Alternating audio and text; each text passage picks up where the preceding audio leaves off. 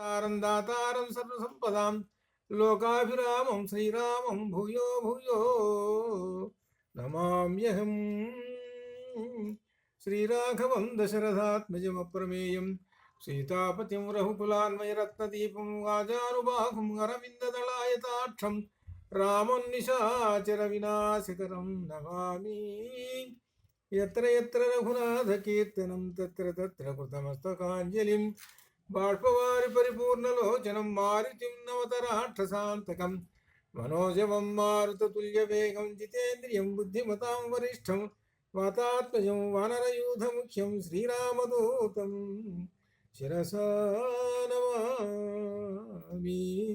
ఉల్లంఘ్య సింధోస్సలిలం సలీలం యశోకవన్యం జనకాత్మజాయాహం ఆదాయ తేనైవ దదాహ లంకాం నమామి తం ప్రాంజలిరాంజనేయం.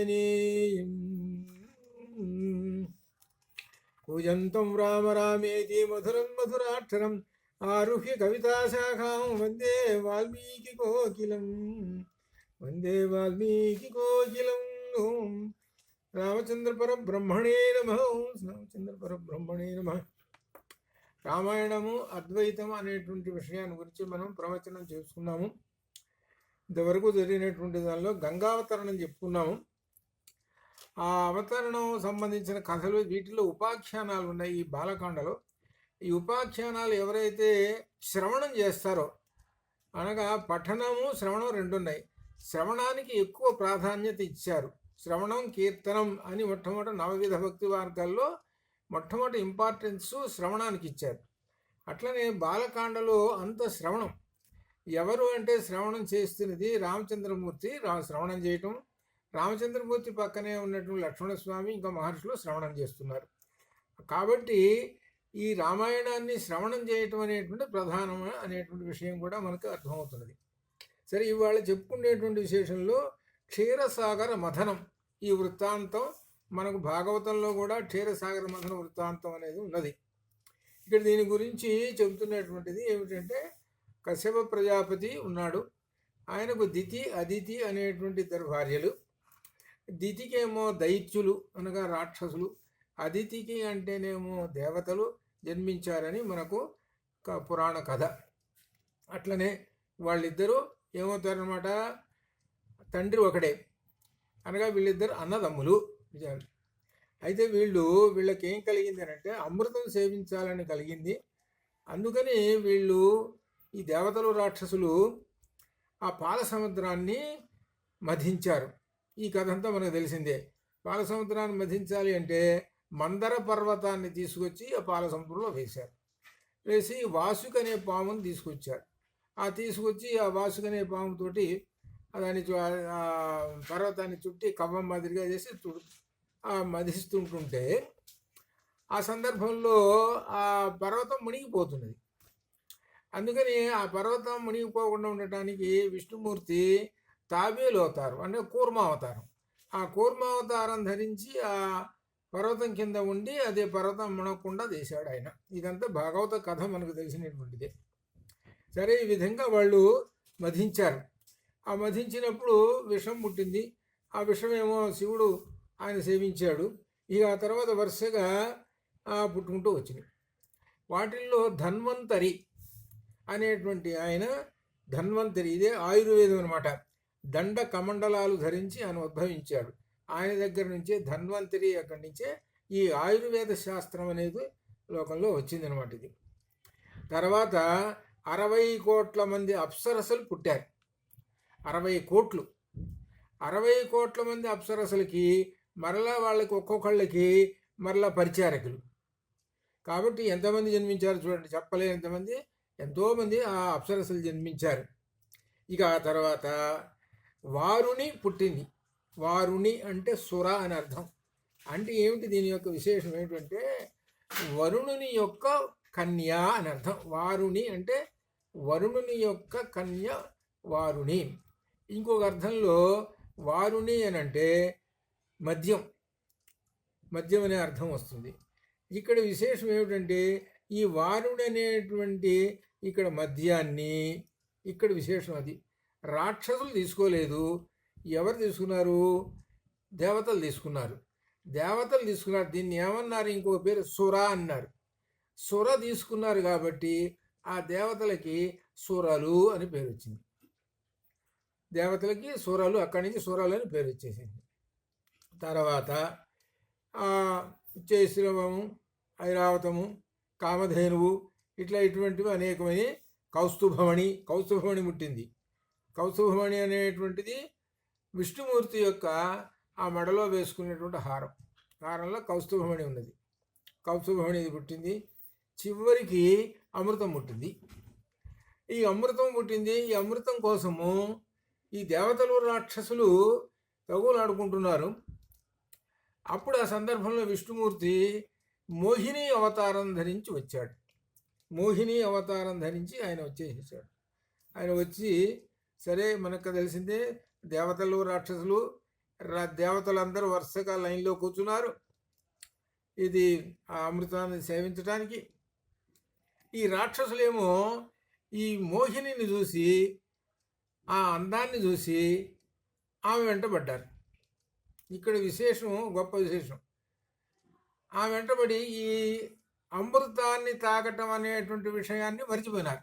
అది ఆమె యొక్క అందచందాలను చూసుకుంటూ, ఆమె నృత్యం చేసుకుంటూ అందచందాలను ఇంకా అన్నీ చూసుకుంటూ చేస్తూ ఉంటుంటే ఈ రాక్షసులు మైమరిచిపోయారు. ఆ అమ్మవారు ఎవరంటే ఆ విష్ణుమూర్తే, ఆ అమ్మవారి రూపం. ఇదే విషయం సౌందర్యలహరిలో ఉంది. ఆ సౌందర్యలహరిలో కూడా ఒక శ్లోకంలో ఉన్నదనమాట.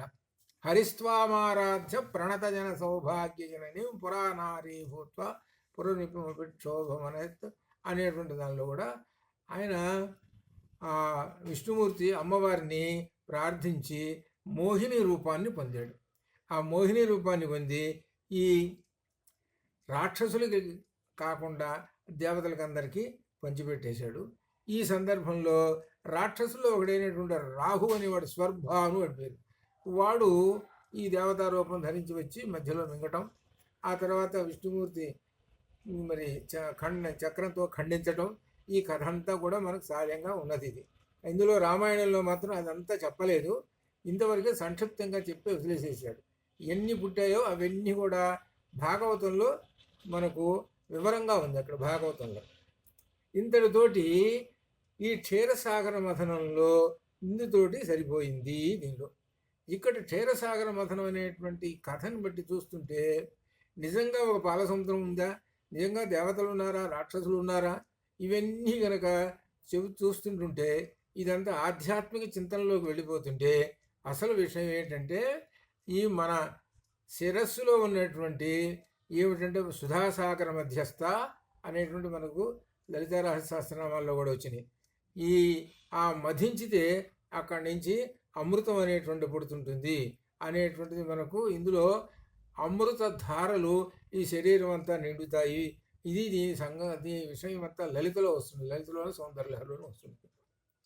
ఇట్లా ఎక్కడో లేరయ్యా దేవతలు రాక్షసులు, మన శరీరంలోనే అనగా మన యొక్క ఆ హృదయంలోనే ఇక్కడే ఉన్నారని మనకు బృహదారణ్యోపనిషత్తులో ప్రాజాపత్య బ్రాహ్మణంలో చెప్తాడు. దేవతలు రాక్షసులు మనలోనే ఉన్నారు అని చెప్తారు. అదనమాట. కాబట్టి అంతవరకు మనకు ఇందులో చెప్పుకోదైనటువంటి విశేషం అయిపోయింది. అంతటితోటి క్షీరసాగర మథన వృత్తాంతం రామచంద్రమూర్తికి విశ్వామిత్రుడు చెప్పాడు. అయిన తర్వాత మరలా ఇంకొక విశేషాన్ని ప్రారంభిస్తూ ఉంటున్నాడు. ఏమిటంటే విశేషం, దితి అంటే రాక్షసులు పుట్టారు అని. దితి యొక్క సంతానం అంతా దైత్యులు. ఈ దైత్యులు ఈ దేవతలకి ఎప్పుడు తగులు. దీనిలో విశేషం ఏంటంటే దేవతలు గెలుస్తున్నారు, ఈ రాక్షసులేమో ఓడిపోతున్నారు దైత్యులు. అందుకని దితి అంటే కశ్యపుని యొక్క భార్యల్లో ఇద్దరిలో ఒక ఆమె దితి అనేటువంటి ఆమె గొప్ప తపస్సు చేసింది. ఆమె తపస్సు చేసి గొప్ప కుమారుణ్ణి కనాలని ఆమె ఏమని అడిగిందంటే కశ్యప ప్రజాపతిని, నా కుమారులందరినీ వాళ్ళు ఆ దేవతలందరూ కూడా జయించేసేస్తున్నారు, మా వాళ్ళందరూ ఓడిపోతున్నారు, కాబట్టి దేవతలందరినీ జయించగలిగినటువంటి అమిత బలశాలైనటువంటి ఒక కుమారుణ్ణి నాకు ప్రసాదించండి అని ఈ దితి తన భర్త అయిన కశ్యపుడిని అడిగింది. సరే కశ్యపుడు సరే అలానే దీనికి జన్మిస్తాడు అని అన్నాడు. నువ్వు తపస్సు చేస్తూ ఉండు అని అన్నాడు. ఈ తపస్సు ఎక్కడ చేస్తుంది ఈమె?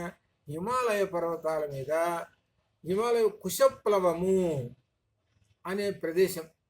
ఇక్కడ విశేషం ఉంది. హిమాలయ పర్వతము ఎంతోమందికి తపోభూమి. అది హిమాలయ పర్వతం. హిమాలయ పర్వతం మీద తపస్సు చేసినటువంటి వాళ్ళు చాలా గొప్పవాళ్ళు, అక్కడ ఫలితాలు పొందినటువంటి వాళ్ళు. అంత గొప్ప విశేషం. ఆ హిమాలయ పర్వతం మీద కుశప్లవం అనేటువంటి ప్రదేశం దగ్గర ఈ దితి తపస్సు చేస్తూ ఉన్నది. ఎంతకాలం తపస్సు చేసింది? 990 సంవత్సరాలు చేసింది. అప్పటికి కశ్యపుడు ఏమన్నాడు? 1000 సంవత్సరాలు నువ్వు తపస్సు చెయ్యి, 1000 సంవత్సరాలు తపస్సు చేస్తే నువ్వు కోరినట్టుగా అమిత బలశాలి జన్మిస్తాడు అని చెప్పాడు. సరే ఇంకా ఎంతకాలం ఉందంటే ఇంకా 10 సంవత్సరాలు ఉంది టైం. ఇంకొక 10 సంవత్సరాలు అయితే కానీ 1000 సంవత్సరాలు పూర్తి కాదు.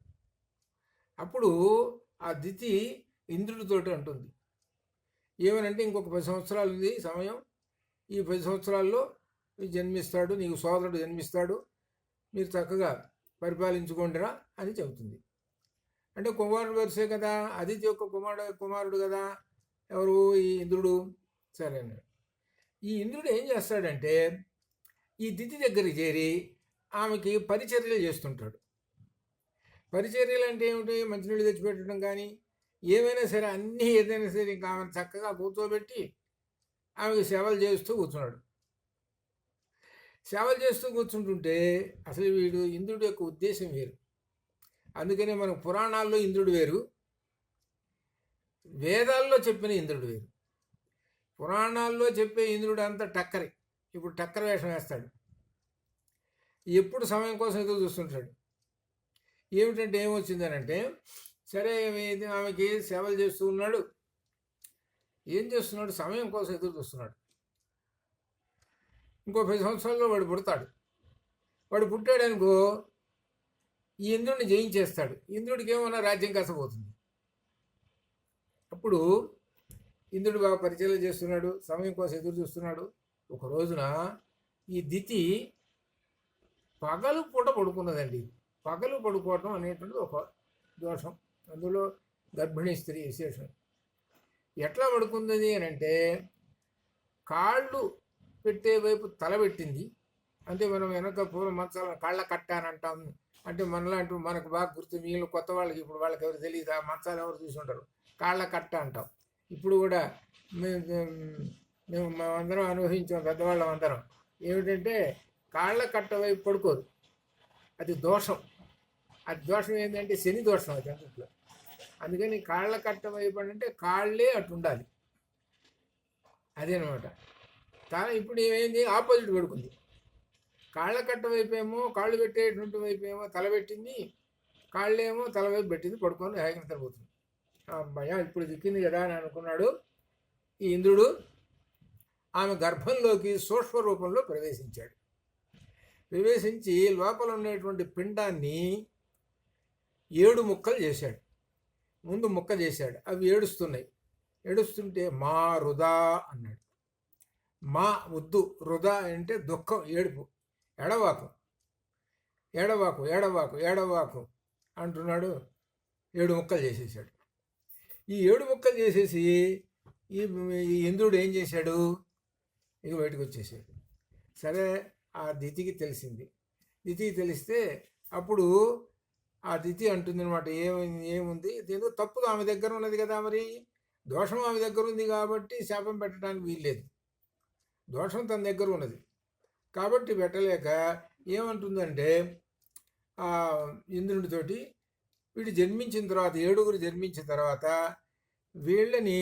వీళ్ళతో నీవు ఈ రాజ్యాల్ని పరిపాలించవయ్యా నువ్వు ఈ 7 అని మంచిగా చెబుతుంది. మరి ఎట్లా మరి ఎటువంటిప్పుడు మరి వ్యతిరేకం ఉంటే ఎట్లా మరి? తన దగ్గర దోషం కదా. ఈ 7 నువ్వు ఈ లోకాలని పరిపాలించు అని అన్నాడు. ఎట్లా పరిపాలించాలి అని అంటే దీనిలో వరుసగా చెబుతుంటారు. 7 ఒక్కొక్కళ్ళకి ఒక్కో లోకం. ఇప్పుడు 7 మొదటివాడు బ్రహ్మలోకాన్ని పరిపాలిస్తుంటాడు. అంటే బ్రహ్మలోకమంతా వీడు నిండి ఉంటాడు ఈ మరుత్తు, అది అర్థం. బ్రహ్మలోకంలో ఒక మరుత్తు ఉన్నది, అలానే ఇంద్రలోకంలో ఒక మరుత్తు ఉంది, అంతరిక్షంలో ఇంకొక మరుత్తు ఉంది. ఇప్పుడు 3 మరుత్తులు, 7 వాళ్ళు అన్నదమ్ములు, 7 సప్త మరుత్తులు అంటారు. 7 వాయువులు వీళ్ళు. 3 3 లోకాల్లో ఉన్నారు, ఇక 4 ఉన్నారు. ఈ 4 వీళ్ళందరూ కూడా ఏం చేశారు, 4 దిక్కుల నిండి సంచరిస్తూ ఉంటుంటారు. 4 దిక్కుల ఉన్నటువంటి ఈ 4 ఎవరు, దితి సంతానము. వీళ్ళు 4 దిక్కుల ఉండి సంచరిస్తూ ఉంటారు. ఇప్పుడు కొంచెం వెనక్కి పోతా, వీడు ఎవరు అసలు? ఈ మరుత్తులు అనేవాళ్ళు రాక్షసులు. జాగ్రత్తగా అర్థం చేసుకున్నారుగా, దితి యొక్క కుమారులందరూ రాక్షసులు. అందుకని అంత క్రితం మనకు కుశనాభుని యొక్క కుమారులు 100 కుమారులు. ఆ 100 కుమారులు 100 కుమార్తెలు, కన్యలు. ఆ కన్యలను చూసి ఈ వాయువు మోహించాడు. మోహించి తర్వాత వాళ్ళకి గూని వచ్చేటట్టుగా వాళ్ళకి వాయువు ప్రవర్తించడం వలన ఆ విధంగా అయినారు. తర్వాత వాళ్ళ 100 బ్రహ్మదత్తుడికి ఇచ్చి వివాహం చేయటం, మళ్ళీ వాళ్ళు యథారూపం పొందటం జరిగింది. ఇక్కడ విశేషం ఏమిటంటే, ఎందుకు చేశారండి ఈ ఎవరు ఈ వాయుదేవుడు అని అంటే, ఈ వాయుదేవుడు అసలు ఎవరు? ఈ వాయుదేవుడు అంటే దితి యొక్క కుమారుడు. అసలు ఈ వాయుదేవుడు దితి కుమారుడు అంటే దైత్యుడు. వీడు ఈ దైత్యుడిని 7 ముక్కలు చేశాడు. 7 ముక్కలు చేస్తేనే అప్పటికీ వాటి యొక్క శక్తి తగ్గింది 7 ముక్కలు చేయటం వల్ల. కాబట్టి వీడికి తమోగుణం ఉంటుంది. కాబట్టి తమోగుణం ఉంటుంది కాబట్టి అక్కడ ఆ 100 కన్యలను చూసి మోహించాడు. అది అక్కడ కారణం. అది సరే. ఆ తర్వాత ఆ కథ ఇంకా జరిగిపోయింది. సరే, తర్వాత ఇప్పుడు చెప్పుకునే దానిలో మిగిలిన 4 దిక్కుల నిండి ఉన్నారు. కాబట్టి 4 దిక్కుల నిండి ఉన్నటువంటి గాలి వాయువు ఏదైతే ఉన్నదో అది ఎవరనగా దితి యొక్క సంతానము. దితి అనంటే దైత్యులు అనగా ఎవరు? దైత్యులు జన్మించారు. ఎవరు? ఆ కశ్యపుని యొక్క భార్య అయినటువంటి ఉంది. ఇక్కడ ఒక ఆంతరికమైనటువంటి ధ్వనిగర్భితమైనటువంటి అర్థం ఉంది. కశ్యప అనేటువంటి దాని శబ్దానికి, దితి అనేటువంటి శబ్దానికి, అదితి అనేటువంటి శబ్దాలకి ఆధ్యాత్మికపరమైనటువంటి అర్థాలు ఉన్నాయి. కానీ నిజానికి అవన్నీ వాళ్ళేమి ఒక దేవతల్లాగా ఒక రూపాలు పొందినటువంటి వాళ్ళు కాదు. ఇవి ఏమిటంటే ఒక శక్తులు అనమాట. అవి దాని గురించి ప్రత్యేకంగా మనకు ఈసారి సందర్భం వస్తుంది అప్పుడు చెబుతారు. కానీ నిజంగా వాళ్ళు కాదు. దితి అంటే వేరు అర్థం, కశ్యపుడు అంటే వేరే అర్థం, అదితి అంటే వేరే అర్థం, ఇట్లా అనమాట. సరే, వాళ్ళకి నుంచి వచ్చినటువంటి వాళ్ళే ఈ వాయుదేవుడు. మనం ఇంతమంది మనం చెప్పుకుంటున్నాం. 7 మరుత్తులు, ఒకళ్ళు బ్రహ్మలోకం, ఒకరు ఇంద్రలోకం, ఒకరు అంతరిక్ష లోకంలో ఇట్లా ఉన్నారనమాట. ఇట్లా 7 మరుత్తులు. అయితే ఇక్కడ మనకు ఒక విశేషం ఏమిటంటే, 7 మరుత్తులు మరలా 7 × 7 49 మరుత్తులు అయినారు. 49 మరుత్తులు నిండిపోయింది. అయితే 49 మంది మరుత్తులు మనకు వేరే పురాణాలు వీటిల్లో వచ్చిందన్నమాట. ఈ 49 మరుత్తులు అంటే 49 రకములైనటువంటి వాయువులు ఉన్నాయి ఈ చుట్టూ, ఈ బ్రహ్మాండం అంతా. ఒక చోట ఒక రకమైన వాయువు, ఇంకొక చోట ఇంకొక రకమైన వాయువు, ఇట్లా. ఇప్పుడు ఉదాహరణకి పక్షులు సంచరిస్తున్నాయి అనుకోండి, ఆ పైన ఎక్కడో, ఆ పైన సంచరిస్తుంటుంటే అక్కడ ఒక వాయువు ఉన్నది. ఆ వాయువు ఉంటేనే కదా సంచరిస్తే, లేదా సంచరించవు. అట్లా అనమాట. రకరకములైనటువంటి వాయువులు, 49 రకాల వాయువులు ఉన్నాయి మొత్తం ఈ బ్రహ్మాండం అంతా నిండి ఉన్నటువంటివి అనమాట. అది మనకు దీనిలో స్పృశించకుండా 7 మరుత్తులతోటే సరిపెట్టేసేసాడు అనమాట. కాబట్టి ఇక్కడ మనకు చెప్పుకోవాల్సింది ఏమిటనంటే, ఈ వాయుదేవుని గురించి ఎలా వచ్చాడు ఈ మరుత్తు. ఇక్కడ ఒక విశేషం కూడా చెప్పుకోవాలి. మరుత్తు అని అనాలి. మరుత్తు అంటే వాయువు, వాయుదేవుడు అని. వేదంలో కూడా మరుత్తు అనే ఉంది, కానీ ఏది ఆ దేవత పేరు వాయుదేవుడు అని లేదు, మరుత్తు అని ఉంది వేదంలో, ఋగ్వేదంలో. కాబట్టి ఆ మరుత్తులు 7 మరుత్తులు ఏడుగురు నిండిపోయి ఉన్నారు మొత్తము అని, ఈ ప్రపంచమంతా నిండిపోయి ఉన్నారు, ఈ 4 దిక్కులా కూడా నిండిపోయి ఉన్నారు అని ఈ విధంగా చెబుతున్నాడు. చెబుతూ ఇక్కడ ఒక విశేషం వస్తున్నది. ఏమిటంటే అసలు విషయం, ఆమె తపస్సు చేసింది. ఎవరు? దితి తపస్సు చేసింది. దితి ఎక్కడ చేసింది తపస్సు అని అంటే, ప్రత్యేకమైన హిమాలయ పర్వతాలలో కుశప్లవము అనేటువంటి ప్రదేశం చోట తపస్సు చేసింది. అయితే ఈ కుశప్లవం అనేటువంటి భూమి మీద తపస్సు చేసింది. ఈ భూమి ఎవరిది? ఇది ఇక్కడ విశేషం ఏమిటంటే, ఈ చిన్న విషయాన్ని గురించి చెబుతున్నప్పుడు దానికి సంబంధించినటువంటి కథ అంతా చెప్పుకుంటూ వస్తున్నాడు విశ్వామిత్రుడు. ఇక్కడ విశేషం ఏంటంటే, కుశప్లవం అనేటువంటి ఒక భూమి ఉన్నది, ఒక దేశం ఉంది. దాని గురించి ఇదేమిటి నన్ను అడిగితే, దీనికి మూలమైనటువంటి దితి యొక్క తపస్సు చెప్పుకుంటూ వచ్చాడు. దితి ఎందుకు తపస్సు చేసింది ఇదంతా చెప్పుకుంటూ వచ్చేసేసాడు. చెప్పుకుంటూ వచ్చి ఈ ప్రదేశం అనేది, కుశప్లవం అనేటువంటి ప్రదేశం ఎవరిదంటే ఇక్ష్వాకు వంశీయులది అన్నాడు. అది ఇక్ష్వాకు వంశీయులు అంటే ఎవరు? తన ఏ వంశంలో ఉన్నటువంటి వాడు? ఇక్ష్వాకు వంశంలో ఉండేటువంటి వాడు. ఇక్ష్వాకు వంశం వాళ్ళదయ్యా ఇది అంటే, మీ యొక్క వంశం వాళ్ళదేను అని చెప్పాడు. ఇక్కడే విశాల అనే నగరం ఉన్నది ఈ దేశంలోనే. ఆ విశాల అనే నగరాన్ని సుమతి అనేటువంటి రాజు పరిపాలిస్తూ ఉన్నాడు. ఆ సుమతి అనేటువంటి వాడు మీ వంశంలో వాడు, ఇక్ష్వాకు వంశం వాడు అని చెప్పాడు. సరే, అక్కడికి వెళ్ళారు. ఆ ప్రదేశానికి వెళ్ళేటప్పటికి ఆ రాజుగారి, సుమతి అనే రాజుగారికి తెలిసింది విశ్వామిత్రుడు వచ్చాడు అనేటప్పటికీ ఆయన ఇక విశ్వామిత్రుడు అంటే అంత గొప్ప విశేషం. ప్రతి చోట విశ్వామిత్రుడు వస్తున్నాడు అని అంటే రాజులు అలానే ఋషులు వీళ్ళందరూ కూడా ఎదురేగి ఆయనకి అతిథి సత్కారాలు చేస్తారు. అంటే ఏమిటనమాట, అంతటి గొప్పవాడు విశ్వామిత్రుడు. ఆ విశ్వామిత్రుడిని అతిథి సత్కారాలు చేసుకొని ఆ సుమతి సగౌరవంగా తన దేశానికి అంటే తన గృహానికి తీసుకొని వెళ్ళాడు. ఇక్కడికి ఆ సుమతి తన ఇక్ష్వాకు వంశపు రాజు.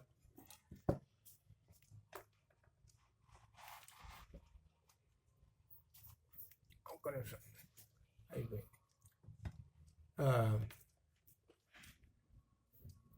అయిపోయింది తర్వాత ఇప్పటి నుంచి అసలు విషయం అంతా చాలా గొప్ప విశేషమైనటువంటిది రాబోతున్నది. ఇక్కడ ఏమిటంటే విశేషమైనటువంటిది, ఇక్కడ సప్తమరుత్తులు కథ చెప్పుకున్నాము. ఆ తర్వాత అహల్య వృత్తాంతం వస్తున్నది. ఇది అసలు మనకు రామాయణంలో పెద్ద ప్రశ్న. ఇది రామాయణంలో మనకు చాలామంది ఇక్కడ చాలా ప్రశ్నలు వేస్తారు ఇక్కడ. అందుకనే ఇది ఒక విశేషంగా మనం అది తెలుసుకోవాల్సినటువంటిది. ఏమిటంటే అహల్య వృత్తాంతం అనేటువంటి దాని గురించి చెబుతున్నాము. ఏమిటంటే అహల్య కథని సహజంగా అందరికీ మనకు కొంతవరకు తెలిసినటువంటిది. అహల్య అనేటువంటి ఈ కథ వృత్తాంతం అంతా తెలిసిందే. అయితే మళ్ళీ మనం దీని గురించి మనం చేస్తూ ఉన్నాం. ఏంటి అర్థం చేసుకుంటున్నాం. ఏంటంటే ఆ సుమతి అనేటువంటి రాజుగారు ఎక్కడికి తన రాజ్యాన్ని తీసుకొని వెళ్ళాడు. ఆయన వెంట విశ్వామిత్రుడి వెంట ఈ రామలక్ష్మణులు వీళ్ళు కూడా వెళ్ళారు. వీళ్ళందరినీ కూడా అతిథి సత్కారాలు చేశాడు ఆ సుమతి అనేటువంటి రాజుగారు. తర్వాత అక్కడి నుంచి వాళ్ళు మళ్ళీ ప్రయాణమై ఇక వెళుతూ ఉన్నారు. అసలు వీళ్ళు ఎక్కడికి వెళ్ళాలి? మిథిలకి పోవాలి. వీళ్ళ లక్ష్యం ఏమిటి? మిథిల అంటే జనకరాజు.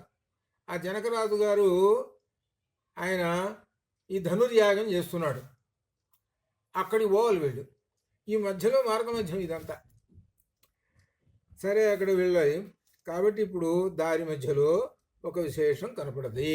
ఇది ఇప్పుడు ప్రశ్న వేస్తున్నాడు రామచంద్రమూర్తి విశ్వామిత్రుడిని. హే భగవన్ అని ప్రశ్న వేస్తాడు. ఆయన గురుగారు ఇప్పుడు రాజులు అంటుంటారు. అబ్బాయి ఆ రామాయణ కాలంలో వేదకాలంలో భగవన్ అనేటువంటి శబ్దాన్ని ఉపయోగిస్తారు. హే భగవన్, కస్య ఆశ్రమం, ఈ ఆశ్రమం ఎవరిదండి అన్నాడు. ఎక్కడ ఆశ్రమాలు కనపడ్డాయో అక్కడల్లా రామచంద్రమూర్తి అడుగుతుంటాడు. ఆయనకి ఆశ్రమం అంటే సరే. ఆశ్రమం అంటే అర్థం ఏంటి? ఋషులు ఉన్నారు, తపస్సు చేస్తున్నారు, ఇక్కడ గొప్ప విశేషము అది తెలుసుకుందామని. అది విశేషం. ఎందుకంటే తపో బ్రహ్మ అని మొట్టమొదటిలోనే తపహతోటే ప్రారంభమైంది మనకు రామాయణం. కాబట్టి తపస్సు అనేటువంటి ప్రధానము ఇందులో రామాయణంలో అనేటువంటిది కూడా మనకు ప్రధానమైన లక్ష్యం. ఇది చూశాడు. ఈ ఆశ్రమం ఎవరిదండి? ఇందులో చూస్తుంటే ఎవరు కనపడటం లేదు. అసలు ఈ ఆశ్రమంలో ఒక్కళ్ళు కూడా కనపడటం లేదు. ఏమిటి, చాలా పాడుపడినట్టు ఉన్నది, చూస్తుంటే చాలా ప్రాచీనంగా ఉన్నది అని రామచంద్రమూర్తి విశ్వామిత్రునితో అంటున్నారు. ఈ ఆశ్రమం ఎవరిది అని అంటే అప్పుడు ఇక విశ్వామిత్రుడు గారు చెబుతున్నారు, హే రామచంద్ర, ఈ ఆశ్రమం ఎవరిదంటే విశేషం గౌతమాశ్రమము అన్నాడు. గౌతముని యొక్క ఆశ్రమము ఇది చాలా దివ్యమైనటువంటిది. ఈ ఆశ్రమంలో దేవతలు ఉంటుంటారా? దేవతలు వస్తూ పోతుంటారు, అంత గొప్పదండి. దేవతలు కూడా వచ్చి పూజ చేస్తుంటుంటారు, అంత గొప్పది. ఈ ఆశ్రమంలో ఉండేటువంటి మహర్షి పేరు గౌతముడు. ఆ గౌతముని యొక్క భార్య పేరు అహల్య అని చెప్పాడు. ఇక్కడ ఈయన అహల్యతో ఈయన అనేక సంవత్సరములు ఈ ఆశ్రమంలో తపస్సు చేశాడు. ఎవరు? గౌతమ మహర్షి. అట్లా బాగా చాలా కాలం తపస్సు చేశాడు. సరే, అయిపోయింది. తపస్సు చేసిన తర్వాత ఈయన గౌతముడు ఆయన లేని సమయంలో ఆయన నదికి వెళ్ళి స్నానం చేసి రావటం, ఇవన్నీ స్నానాధికాలు పూర్తి చేసుకుని రావటానికి బయటికి వెళ్ళిన సమయంలో ఇంద్రుడు మాయా రూపంలో వచ్చాడు. వచ్చిన ఇదిగో మనకు ఈ కథ అంతా తెలిసినటువంటిది. ఇక్కడ ఏం చెబుతున్నారనంటే విశేషము, అహల్య తనకి ఇష్టంగా ఉన్నది. ఇంద్రుడు వచ్చింది ఎందుకు? అహల్యని అనుభవించడం కోసం వచ్చాడు. ఇంద్రుడు రాగానే అహల్య చాలా సంతోషించింది. అహల్యకు తెలిసే ఈ పని చేసింది. అహల్య కూడా ఇష్టపడ్డది. అలానే చీని ఇంకా అంటారు వాళ్ళిద్దరు కూడా.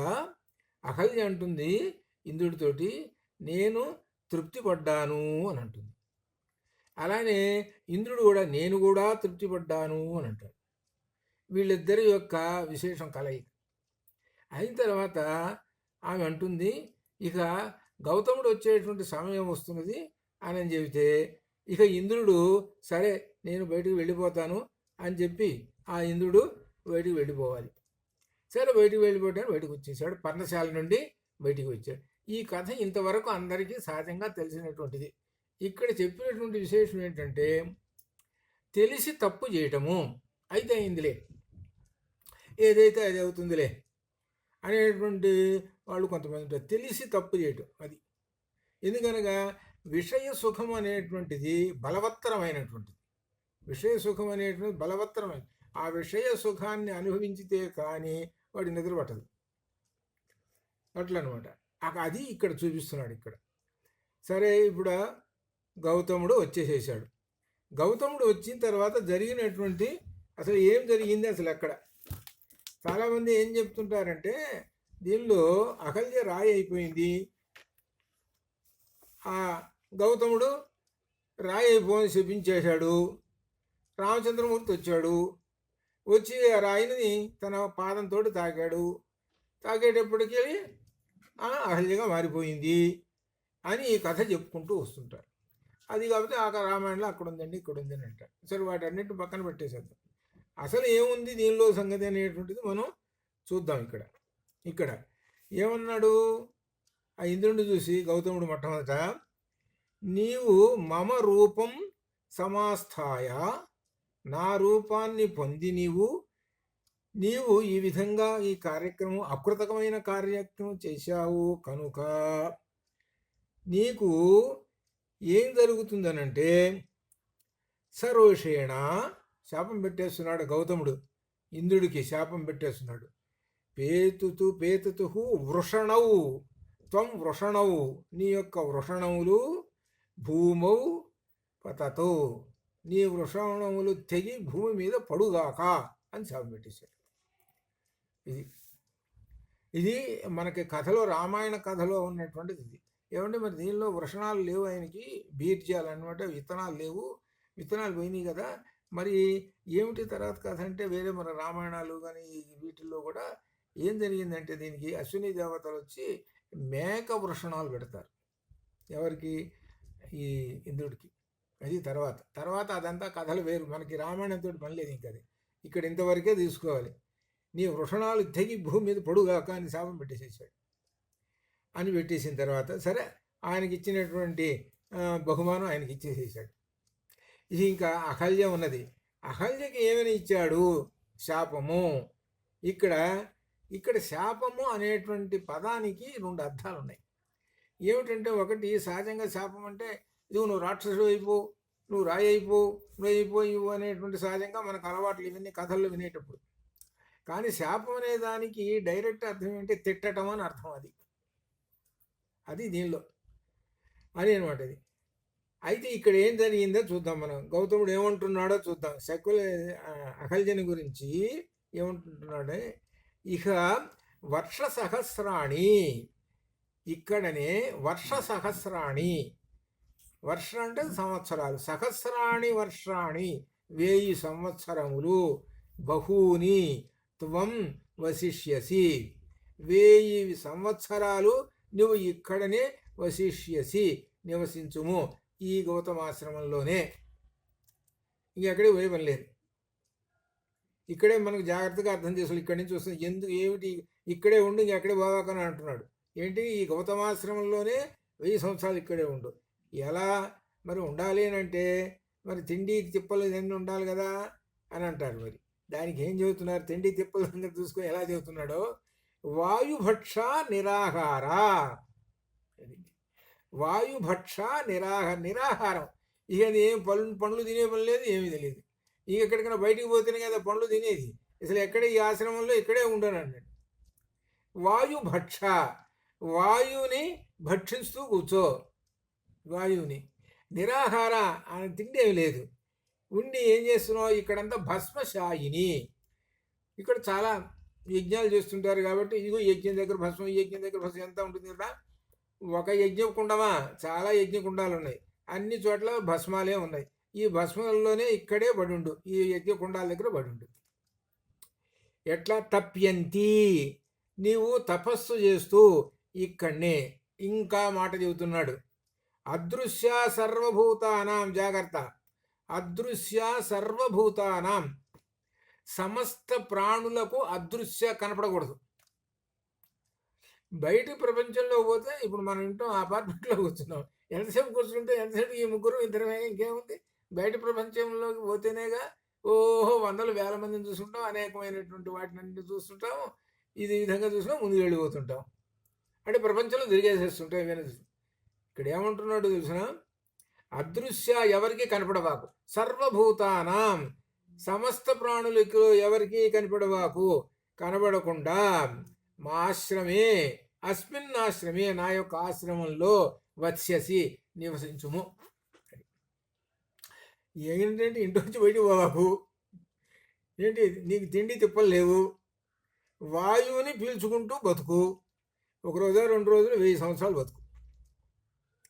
ఎంత కఠినమైనటువంటి ఈ శాపం ఇది. ఇంకా చెబుతున్నారు. ఇంకా మరి శాప విమోచనం. మరి యథాచ ఏతద్వనం ఘోరం రామో దశరథాత్మజ ఆగమిష్యతి భవిష్యత్తులో నువ్వు 1000 సంవత్సరాలు తపస్సు చేసి ఉండాలి, అప్పుడెప్పుడో వస్తాడు. ఎవరు వచ్చేది? దశరథాత్మజ రామ, దశరథుని కుమారుడైనటువంటి రాముడు ఈ ఘోరమైనటువంటి వనానికి వస్తాడు. ఆగమిష్యతి, చూడండి, ఎప్పుడో రాబోయేదంతా కూడా గౌతముడు చెబుతున్నాడు. వస్తాడు. వచ్చినప్పుడు దుర్ధర్ష స్తదా పూత భవిష్యసి, అప్పుడు నీవు ఆయన వచ్చినప్పుడు నీవు పవిత్రురాలు అవుతావు. నీవు దుర్ధర్ష, ఎదిరింప శక్యము కానివాడును అగు రాముడు. రాముడు ఎటువంటి వాడంటే ఎంతో ధీరుడు, ఎంతో శూరుడు. అటువంటి ఆ రాముడు ఈ ఆశ్రమానికి వచ్చినప్పుడు, ఈ భయంకరమైన ఆశ్రమానికి వచ్చినప్పుడు నీవు పవిత్రురాలవు అగుదువు. పవిత్రురాలు అగుదువు. ఇంకా ఏమంటున్నాడు? తస్య ఆతిథ్యేన, తస్య ఆయనకు ఆతిథ్యేన, ఆతిథ్యం ఇవ్వటం వలన, లోభమోహ వివర్జిత.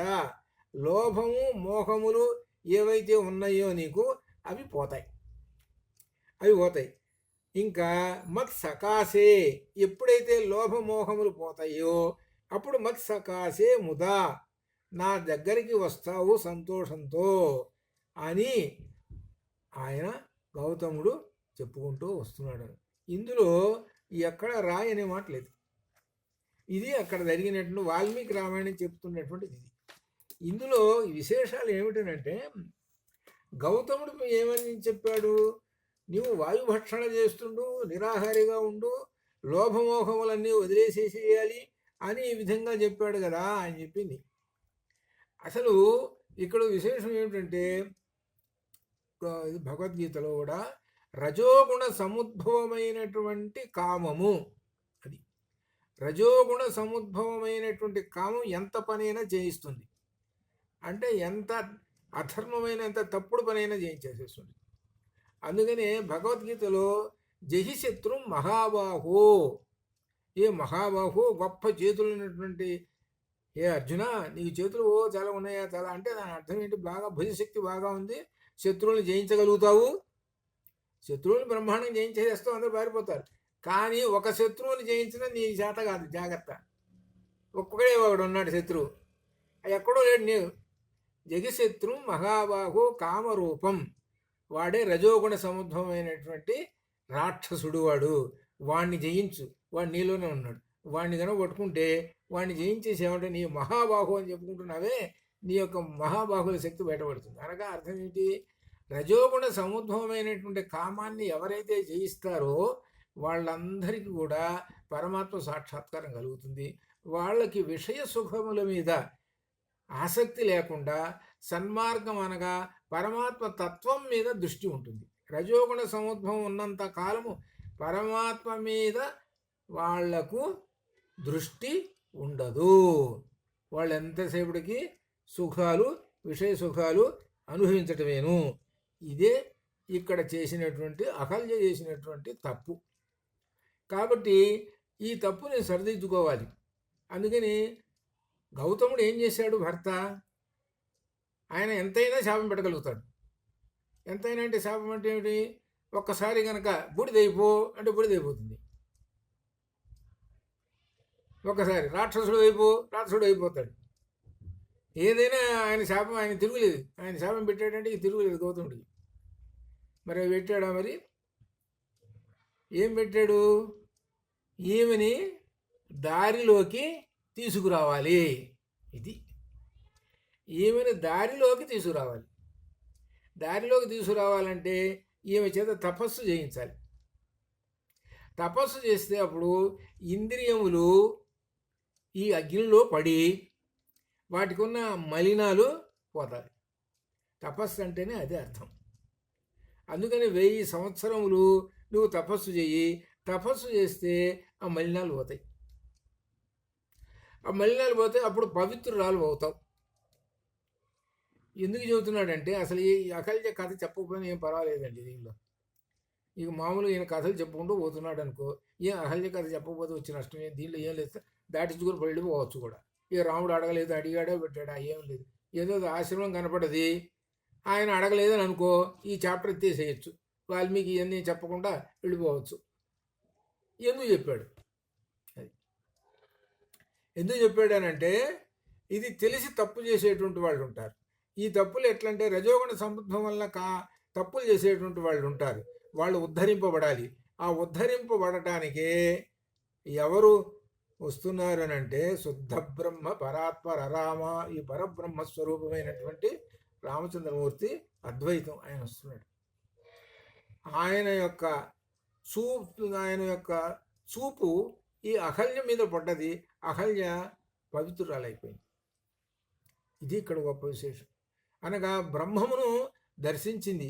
ఇంతకాలం నుంచి తపస్సు చేసి 1000 సంవత్సరాలు ఇప్పుడు బ్రహ్మస్వరూపమును, అద్వైతాన్ని, పరబ్రహ్మాన్ని దర్శించుకున్నది. ఆ దర్శించుకున్నట వలన పవిత్రురాలైపోయింది. ఇది ఎందుకు చెబుతున్నాడంటే, ఎవరైనా సరే ఇటువంటి దోషాలు కనుక చేస్తే తపస్సు చేయండి.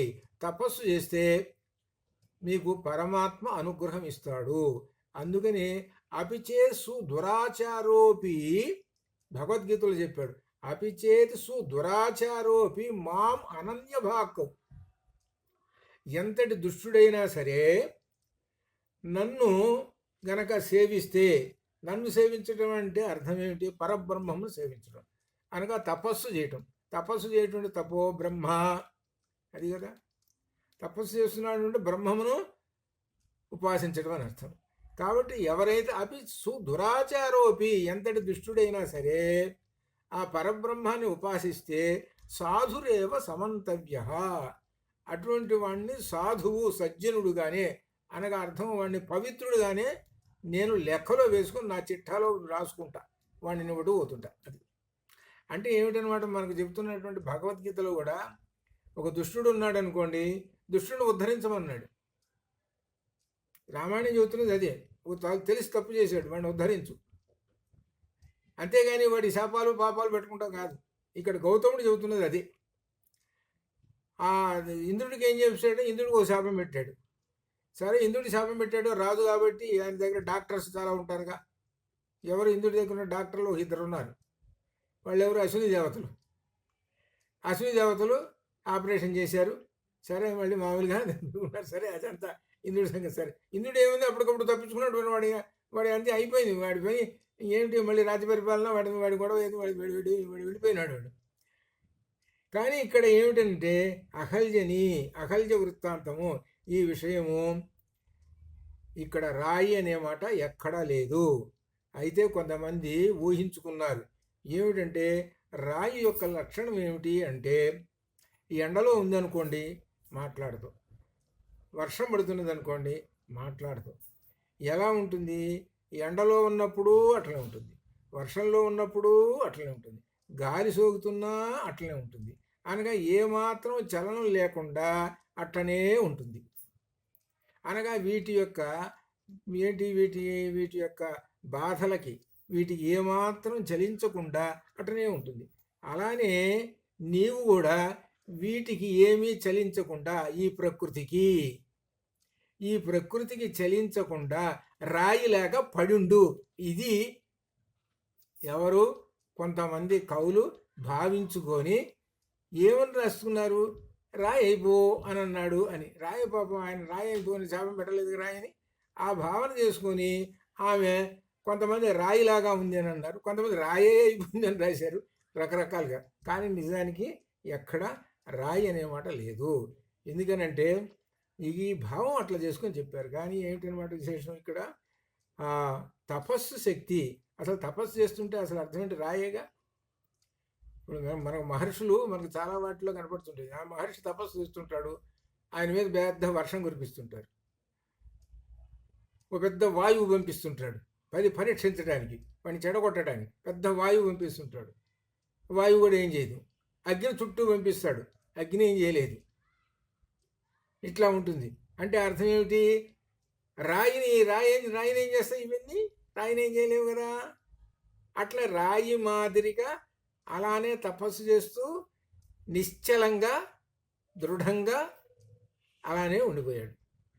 దాన్ని బట్టి అట్లా ఊహించుకొని అట్లా చెప్పారు. అది అట్లా అనమాట, అంతే. కాబట్టి ఇక్కడ ఈమె వాయుభక్షణ చేస్తూ బాహ్య ప్రపంచాన్ని వదిలి ఉన్నది. వాయుభక్షణము అనే మాటకి అర్థం, భక్షణం అంటే తిండి. వాయువుని ఎట్లా తింటారండి అని ప్రశ్నిస్తారు. వాయువుని తినటం అంటే ప్రాణాయామం. ప్రాణాయామం అంటే పూరక రేచక కుంభకములు అనేటువంటివి ఉన్నాయి కదా. ఈ పూరక రేచక కుంభకములు ఇవన్నీ చేస్తే అప్పుడు ఈ శరీరంలో ఉన్నటువంటి షట్చక్ర భేదన అయ్యి బ్రహ్మస్వరూపాన్ని పొందుతారు. వాయుభక్షణం, ప్రాణాయామం, అది అర్థం ఇది. అలా అనమాట. అలానే తపస్సు, వాయుభక్షణం ఒక మాట చెప్పాడు, తపస్సు అని చెప్పాడు. తపస్సు అంటే ఏమిటి? ఈ ఇంద్రియములను విషయ సుఖముల నుండి మరల్చి వేయుము అని అర్థం. అది తపస్సు అంటే అర్థం. ఇంద్రియములను విషయ సుఖాలు ఎప్పుడు వెంటబడుతుంటాయి, మనం వెంటబడుతుంటాయి. ఆ వెంటబడేటప్పటికి ఈ ఇంద్రియాలు లొంగిపోతాయి. లొంగిపోయి అనుభవించాలి. ఇట్లా ఉంటుంది. కాబట్టి ఇదంతా జయించాలి అని చెప్పి చూడు. ఇంద్రియములను విషయ సుఖముల నుండి మరల్చాలి. ఇది ఈ లక్షణాలతో నువ్వు 1000 సంవత్సరములు తపస్సు చేస్తూ ఉండంగా రామచంద్రమూర్తి ఈ వనానికి వస్తాడు. ఆ వచ్చినప్పుడు నీవు పరిశుద్ధురాలు అవుతావు, రామునకు అతిథి సత్కారములు చేస్తావు. అప్పుడు నీకు లోభమోహములు నశిస్తాయి. అనగా పరబ్రహ్మమును ఎప్పుడైతే దర్శించావో ఆ పరబ్రహ్మను దర్శినప్పుడు అన్నీ పోయి నువ్వు శుభ్రంగా పూర్తిగా శుచివై పవిత్రురాలవై పరిశుద్ధురాలు అవుతావు, రామునకు అతిథి సత్కారములు చేస్తావు. ఇలా ఉంటుంది. కాబట్టి నీవు హే అహల్య తప్యంతి భస్మశాయిని, తపస్సు తప్యంతి తపించుతూ ఉండుము అని తపస్సు చేస్తూ ఉండము. భస్మశాయిని భస్మములో ఈ బూడిదలో శాయిని పడుకో అంటే అర్థం ఏంటి? ఈ బూడిదలో ఉన్నటువంటి యజ్ఞయాగాది కుండాలు ఉన్నాయే ఇక్కడనే ఉండుము. ఏ కుండం దగ్గర ఎటు తిరిగినా కానీ నేను అంతా బూడిదే కనపడుతున్నది అంటే బూడిదే కనపడుతుందంటే అర్థం ఏంటి? సుఖం ఏం కనపడలేదని అర్థం. అది అన్నీ ఎక్కడ చూసినా కానీ ఈ కుండాలు కనపడుతున్నాయి, ఎక్కడ చూసినా భస్మం కనపడుతున్నది అంటే అర్థం ఏంటి? నీకు మంచి వాసనలు పుష్పవాసనలు ఇవన్నీ ఏమైనా ఉన్నాయా ఇక్కడ? ఈ పుష్పవాసనలు అంటే ఇవన్నీ ఏంటి? సుఖాలు. అదన్నీ కాబట్టి నువ్వు ఇట్లా పడి ఉండు. అదృశ్య సర్వభూతానం సమస్తమైన భూతములకు ప్రాణులకు అదృశ్య కనపడకుండా ఉండుము. కనపడుతుండవా? నువ్వు కనపడ్డావు అనుకో ఒక ప్రాణికి, కనపడితే ఏమవుతుంది? ఆటోమేటిక్గా అది నిన్ను ఆకర్షించవచ్చు, నువ్వు ఆకర్షించవచ్చు. అందువల్ల బయట ప్రపంచాన్ని ఎప్పుడు ఈ యజ్ఞకుండాల దగ్గర తిరుగుతూ ఈ ఆశ్రమంలోనే ఉండు, బయటకు అడుగు పెట్టవాడు. అదే అనమాట. అస్మిన్ ఆశ్రమే నివసించి, ఈ ఆశ్రమంలోనే ఉండుము అని ఈ విధంగా చెప్పారు.